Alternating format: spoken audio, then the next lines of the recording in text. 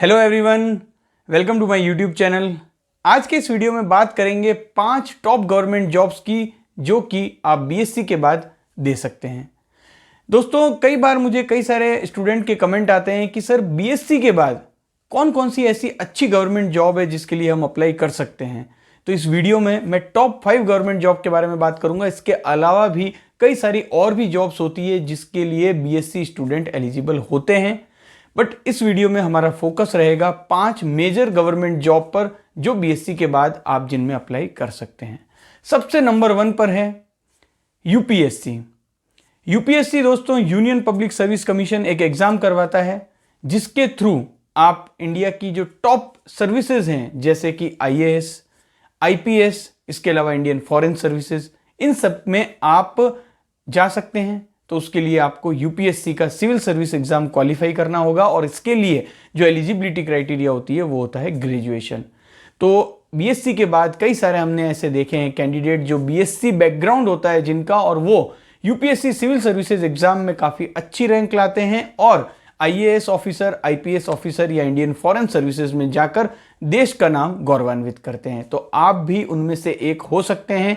UPSC आपकी list में top priority होना चाहिए अगर आप बीएससी के बाद गवर्नमेंट जॉब को देख रहे हैं।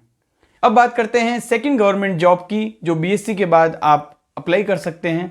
वो है यूपीएससी का छोटा भाई SSC, staff selection commission, CGL, combined graduate level exam.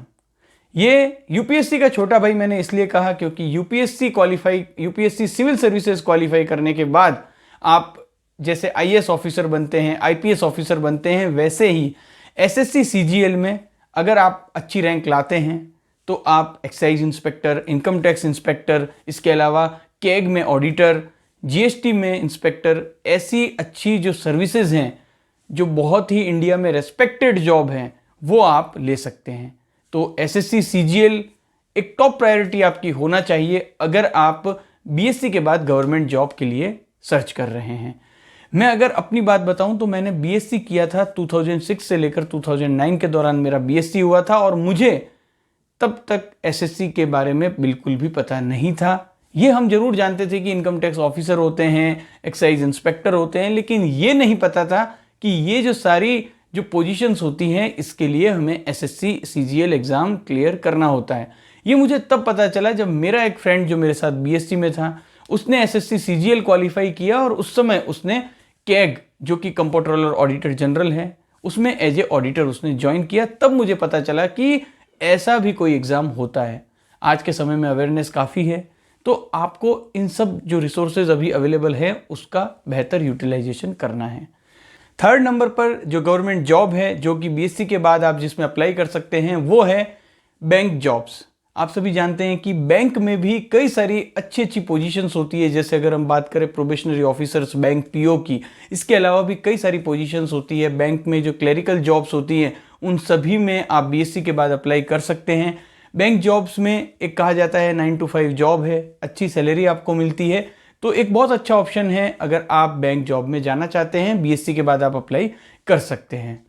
Fourth number पर जो गवर्नमेंट जॉब्स हैं जिसमें आप बीएससी के बाद अप्लाई कर सकते हैं वो है आपकी स्टेट पब्लिक सर्विस कमीशन की जॉब।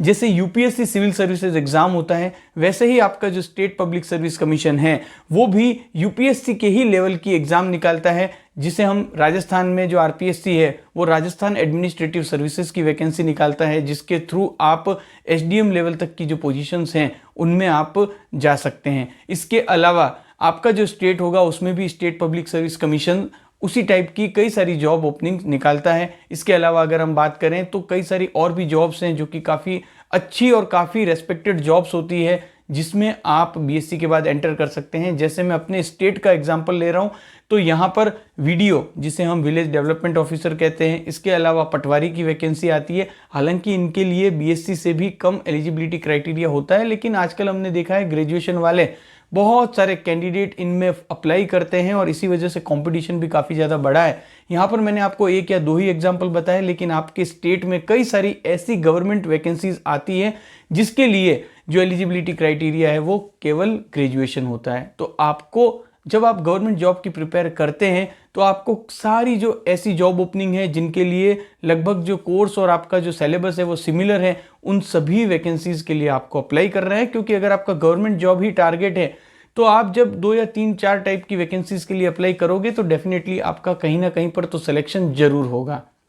अब बात करें अगर 5th नंबर की गवर्नमेंट जॉब की, तो वो है टीचिंग जॉब। देखिए, टीचिंग एक ऐसा जॉब है जो कि जॉब के साथ साथ एक बहुत ही देश सेवा का काम है और बहुत ही एक सम्मानित जॉब होती है। और आजकल अभी गवर्नमेंट जॉब में टीचर को भी काफ़ी अच्छा पे एंड पर्क्स मिल रहा है। तो आप बीएससी के बाद टीचिंग के लिए भी अप्लाई कर सकते हैं, आप अपने स्टेट में अप्लाई कर सकते हैं। इसके अलावा आप जो सेंट्रल लेवल पर जो वैकेंसीज आती है उनमें भी अप्लाई कर सकते हैं।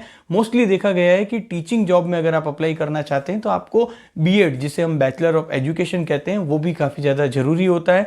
तो बीएड करने के बाद आपके लिए टीचिंग में भी कई सारे ऑप्शन ओपन हो जाते हैं।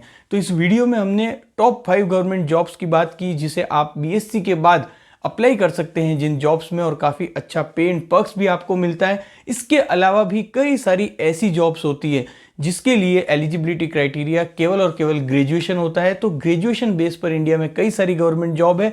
आप अगर अच्छे से प्रिपेयर करेंगे तो डेफिनेटली आप कोई ना कोई गवर्नमेंट जॉब आसानी से हासिल कर लेंगे। इसके अलावा अगर आप जो ऑप्शन मैंने आपको बताए हैं इनमें से किसी भी ऑप्शन पर अगर आप डिटेल में वीडियो चाहते हैं तो नीचे कमेंट बॉक्स में कमेंट करके जरूर बताइएगा। चैनल को सब्सक्राइब करना मत भूलिएगा।